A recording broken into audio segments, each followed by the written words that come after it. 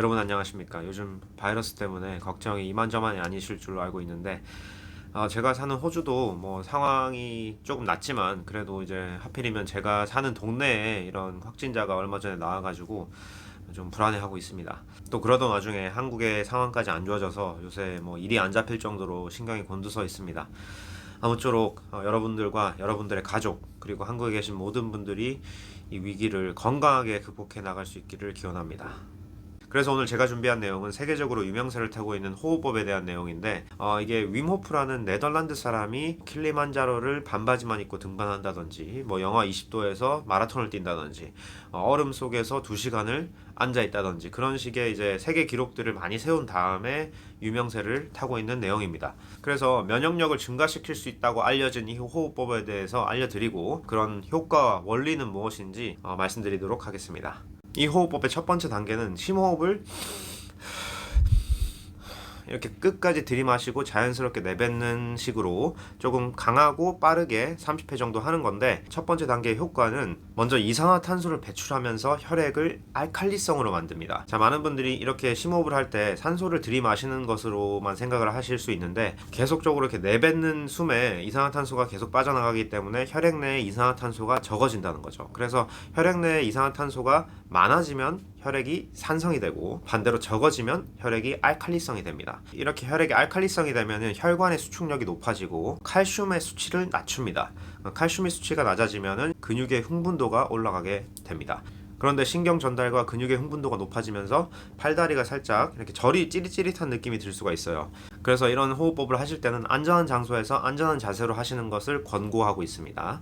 그리고 이렇게 혈액 내에 이산화탄소가 적어지면은 혈액 내에 있는 헤모글로빈이라는 단백질이 산소를 우리 몸에 전달하지 않게 됩니다. 우리 몸의 세포에 전달하지 않게 돼요. 왜냐하면 우리 몸의 세포들이 산소를 사용한 다음에 혈액으로 이산화탄소를 배출하게 되는데, 혈액 내에 이산화탄소가 적다는 의미는 우리 몸의 세포에 산소가 아직 많다는 의미가 되는 거죠. 그래서 몸이 그렇게 인식을 한다는 겁니다. 우리 뇌가.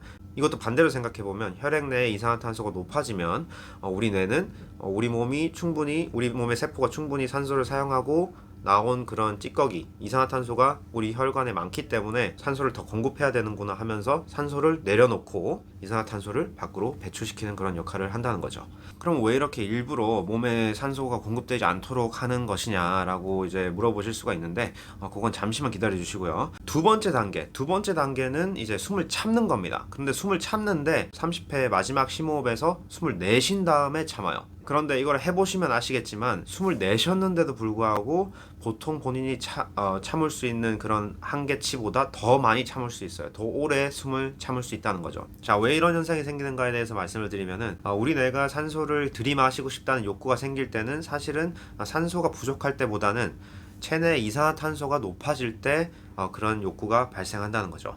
그래서 1단계에서 충분히 이산화탄소를 많이 뱉어냈기 때문에 다시 체내에 이산화탄소가 쌓일 때까지 시간이 좀 더 오래 걸린다는 거죠. 그래서 숨을 2단계에서 많이 참을 수가 있습니다. 보통 본인이 참을 수 있는 것보다. 자, 그래서 이렇게 숨을 참는 동안 이산화탄소가 계속 올라가겠죠. 왜냐하면 우리 몸의 세포는 계속적으로 가만히 있을 때도 산소를 사용하면서 이산화탄소를 혈액 속으로 배출하기 때문에, 그래서 계속적으로 이렇게 올라가는데 들어오는 산소는 없기 때문에 산소 포화도는 떨어지겠죠.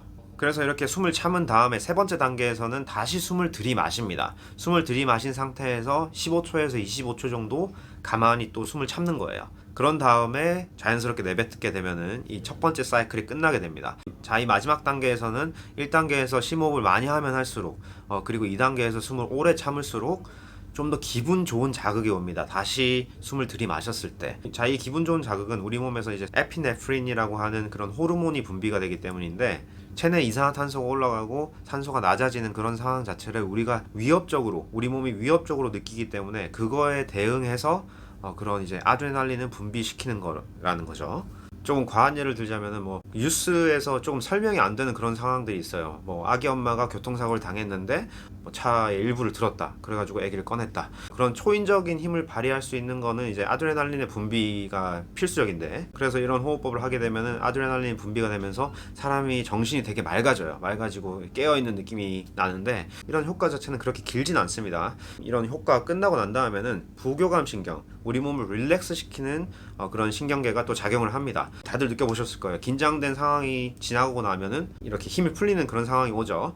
그래서 이런 호흡법을 통해서 부교감 신경을 활성화시킬 수 있다는 거죠. 그리고 이렇게 숨을 참는 과정에서 이산화탄소가 높아지고 산소가 내려가면서 이런 저산소 환경이 만들어집니다. 아드레날린이 분비가 되면서 아드레날린이 또 지방을 태우면서 열을 내고 이 밖에도 이제 설문조사를 해본 결과 스트레스가 저하되고 집중력이 향상되고 에너지 레벨이 증가하고 그런 이제 효과가 있었습니다. 기분이 좋아진다던가 그런 것도 있었고요. 그리고 이제 조금 더 과학적인 논문을 살펴보면은 이 논문에서는 건강한 사람을 두 그룹으로 나눠가지고 한 그룹은 10일 동안 명상 그리고 이 호흡법 그리고 찬물 샤워를 시켰고 나머지 한 그룹은 시키지 않았습니다. 그 상태에서 두 그룹 모두에게 독감 증상이 생길 수 있는 박테리아를 주입을 시켜요. 그런데 이 박테리아가 엄청 해로운 게 아니라 그냥 그 증상만 두세 시간 정도 나타나도록 만드는 그런 이제 박테리아라고 합니다.